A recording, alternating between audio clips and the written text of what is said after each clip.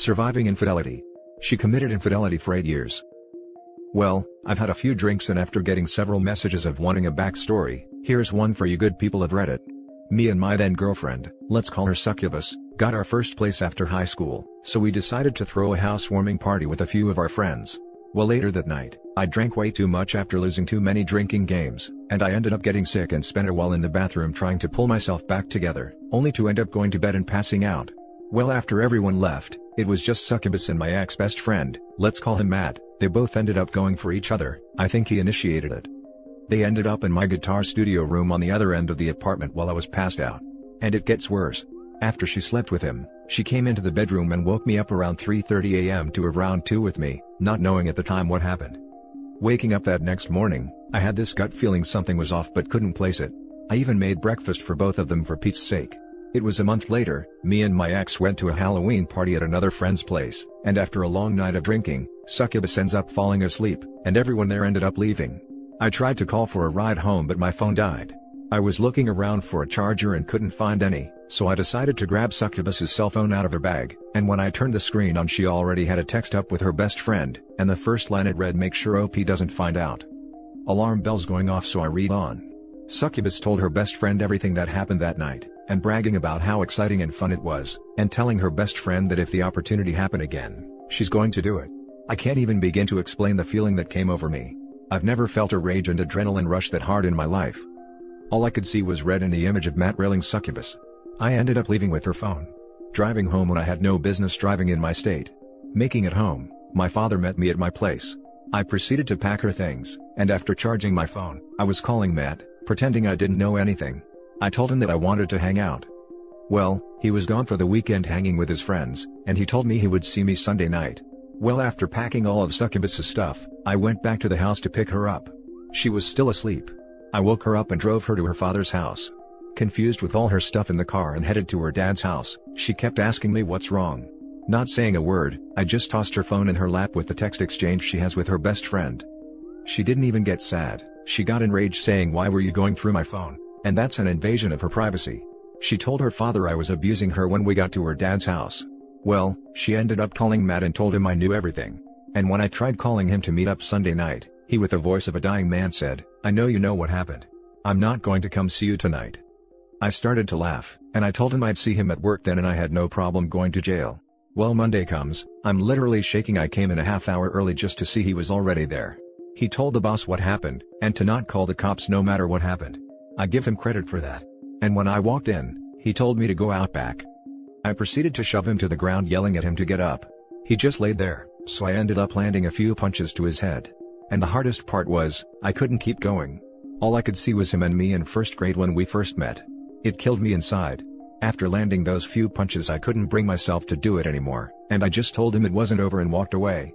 5 years later, he reaches out to me and we start talking again. After telling me how sorry he was and after hearing from a bunch of people how he would get drunk and try and end himself from the guilt, I told him we could talk from time to time, but things would never be the same. Well, later, he ended up falling in love with a woman, his first real relationship. And after a year of dating, he finds out she was cheating on him. He was devastated. Matt hasn't gone a day without drinking at least a six-pack, and his drinking became a lot worse. I ended up getting a call about a week later from him while I was at work. I could barely understand him. He was crying and blubbering words from being intoxicated. All he kept saying was, "I'm so sorry, I deserve this, and I hope you can forgive me, goodbye." He hung up and I tried calling him a bunch with no answer. I notified work and told them I had a family emergency and left. I made it to his house in record time. When I got there, I ran to his door. One of those solid glass doors. I saw through him hanging from the ceiling, flailing his arms and legs frantically. I threw the door open and grabbed his legs and hoisted him up. The emotional roller coaster I was feeling was insane. Sure, I hated this guy for what he did, but he didn't deserve to die. After a long conversation and getting him sober, I helped him get clean. Just over this past summer I got a text from him saying, "1 year ago today you saved my life, OP, love you brother. Today is my 365th day of sobriety. I can't believe I made it. Every day I feel conflicted. I hate him. But I'm happy for him." Can you guess what Succubus said when she found out? "Aw, poor Matt. This woman is a psychopath, and had zero remorse for the pain and destruction she caused." This is just one of the stories I have of my time with Succubus. Now for the top comments. Matt at least had the decency to be ashamed of his behavior, her on the other hand. Psychopath seems like a mild description. Wowza. Such a crazy story. Hope you're on your way to healing, mate. After typing this, I was laughing because it sounds like a poorly written drama show. I recently cut Matt from my life. Kinda the reason I'm drinking and decided to write this out. I may have forgiven him, but I can't forget it, and it's not something I want to keep reliving in my head. Only time he really reaches out anyway is when he wants someone to make him feel better. Finally had enough. He goes through his breakup and I was there for him. Who was there for me when I was going through my time in hell? No one. I'm not going to be someone's doormat or emotional support anymore. I'm burnt out. This is probably what makes those good guys turn into a-holes, because I feel myself getting to that point. Cheers. Why wasn't this your only story involving succubus? Because I was weak and a doormat. Because I was in love. I'm not trying to beat you up. This was more for the benefit of others whose first thought is reconciliation. You learned your lesson. I'm truly sorry. I do know your pain. It's okay, hindsight is always 20/20. It took me 8 years to find some value in myself and know I deserve better. Anyone reading this, my advice is to just walk away. Reconciliation is not worth it. Now for the next story. Husband was sending message to a woman that we're separated and getting divorced. We're not and we were happy. I'm crushed. I've been married for 7 years and we have a 3-year-old together. Something has been really off about my husband over the past few months. I chalked it up to work stress and quarantine stress. He's also been hiding his phone more, not outright, but he's been more attached to it. To be honest, I suspect something, but then I think I'm just being paranoid and don't act on snooping or anything like that. He's never done anything in the past. Last month, he tells me how he wants to spice things up in bed and it's been kind of boring. I was hurt at first, but I agree, with a kid that sleeps like crap, it's hard to get quality intimacy in. Although, I've always made it a priority in our relationship and make time for it 1 to 3 times per week, so far from a dead bedroom. I listen, step it up, and become more present during intercourse. I was happy he told me, and was open and honest. Other than this, everything has been pretty normal. We're even talking about trying for a second in a couple months, and the reason I didn't just take a higher paying job because the company I am with gives 6 months maternity leave, unheard of at most places in the US. Not to mention we just moved to his hometown to be closer to family, which I was on board with, but we moved in February 2020, so right before the pandemic. So, it has been a little lonely and hard to make friends. Fast forward to last night, he stayed up and played some video games, but I wasn't feeling well and went to bed. He comes in and goes to sleep. At 3 a.m. his phone is going off, message after message after message. It wakes me, and he works in a career that he can be called in at all hours. So I go to look, and it's Instagram messages from a woman. I look, and I just had a gut feeling, a feeling I've had for a few months that something wasn't right. I read them and it's him telling her how beautiful and hot she is, and how her ex-husband is dumb for leaving, listening to her custody battle/divorce stories. He goes on to tell her that we are on the brink of divorce, and he has moved out of the house. None of this is true, we haven't had any large fights either, these messages are over a couple months. He messaged her tonight that he's filing for divorce and we're basically not together, then goes on about how guys probably message her all the time because she's beautiful. Playing the scorned husband whose wife doesn't like him. Pictures were exchanged, not sexual, but flirty in nature. I've never read or snooped his messages, so who knows what else has been done. Turns out it's a recently divorced single mom that he went to high school with. I am crushed. I thought we were partners in life, soulmates, best friends. We have a beautiful boy. I confronted him, and left and went to a hotel room. He admits to everything. I am alone in a state where I know no one, and because of our son's school and my work, I cannot just simply leave. I don't know what to do. My entire world got wrecked. I feel so useless. I try so hard to be a good wife. I do a lot of the domestic duties and child care.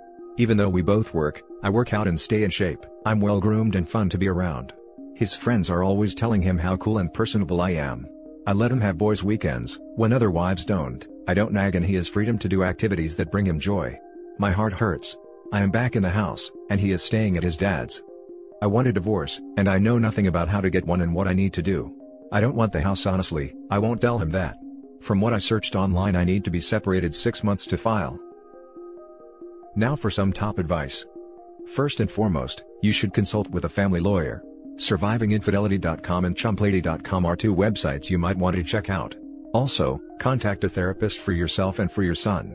Also, talk to your son's school about what is going on. Lastly, expose your wayward husband. Tell family and friends what he's done. He is likely to blame this on you. I hope that things will get better. I've already called a few. I do not want to get back with him. This happened before with a woman he worked with, not to this degree. but the conversation was not appropriate for a married man with a child. Any savings I have is going to go to a lawyer. I've learned through a similar experience that even if you are an exceptional partner and drop-dead gorgeous, people still cheat for the thrill. And it's so disappointing because we feel we will never be enough. But in the end, people who cheat are just selfish. You're not the issue, girl. He is.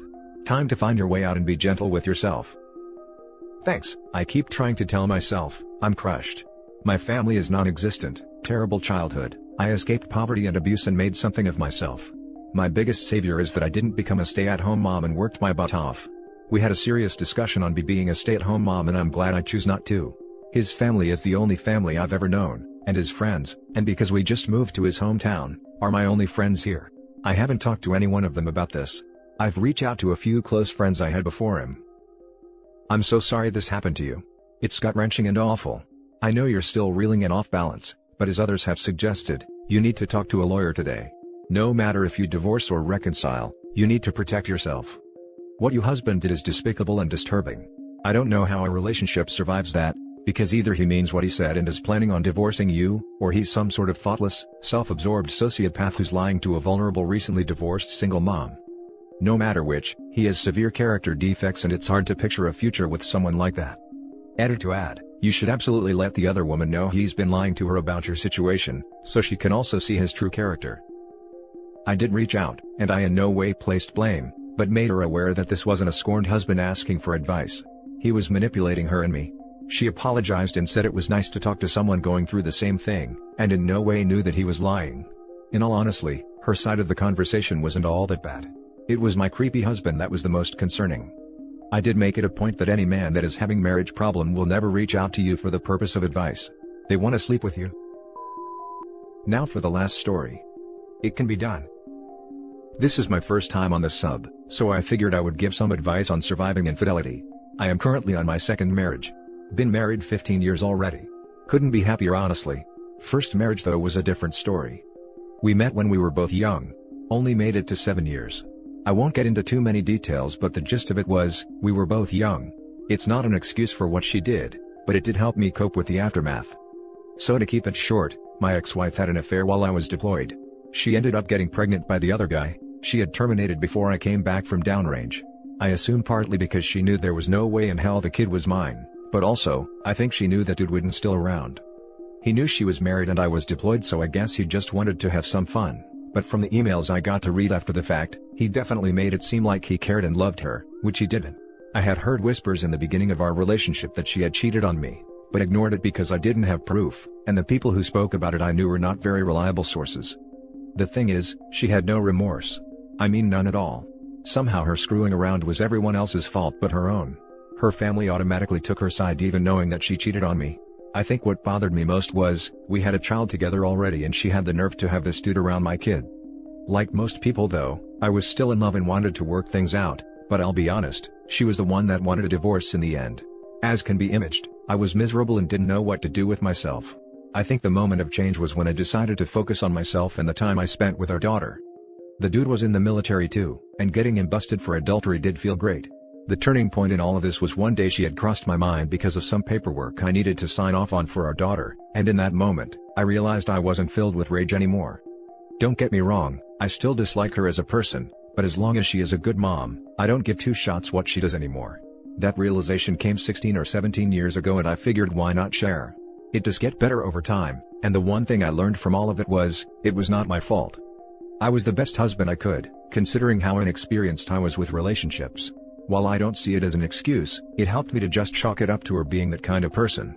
She did get remarried eventually, and that only lasted a year or two I believe. I'm happy with how my life is now. In the beginning it was hard with my daughter because her mother did manipulate her behavior, but thankfully, I was able to tough it out and my daughter realized on her own that her mother is full of crap sometimes. I'm happily married and my current wife had 2 children of her own whom I adopted early into our marriage. So now I have a wonderful wife, 3 great children, young adults actually, a good, steady job and no hatred towards the ex. I'm doing just fine but it all started with learning to not blame myself for things I couldn't control. I hope this helps anyone who reads it and I apologize if it seems like I'm rambling. Still not fully awake yet. Now for the top comments. I tell people, it's like someone else was married to my ex-wife. On the rare occasion we speak, we have no problems. Her husband is a good guy. They both were great with my daughter. I consider myself blessed and hold no grudge at all for her infidelity. Been 20 years. Good to hear. Can't stay mad forever no matter how much I wanted to at the time. I congratulate you, brother, that you could overcome it. I was 32 years in the Navy and I saw many horrible things. Your experience is one of many. One thing that I have always asked myself, why do men always say that she is a good or excellent mother? Someone who takes his lover home is a good mother, who destroys the safe place of her children is a good mother. For example, for me these people are neither good nor less good mothers. I think for some of us it's a coping mechanism. For me it was easier to focus on some positive aspect of her I could believe in, instead of being angry 24/7. I am truly glad that you managed to secure a happy ending. Also, nice move on busting the affair partner. Thank you. Yeah, that part did feel good. He went from a sergeant promotable, to an SPC again. Also was nice knowing what he did got around, so it took a while before anyone would date him, unless they didn't know anything about him at all. And that's it for this video guys. If you have thoughts to share, leave a comment below. Don't forget to hit like and subscribe if you like this content. I'll catch you in the next one. Good day everyone.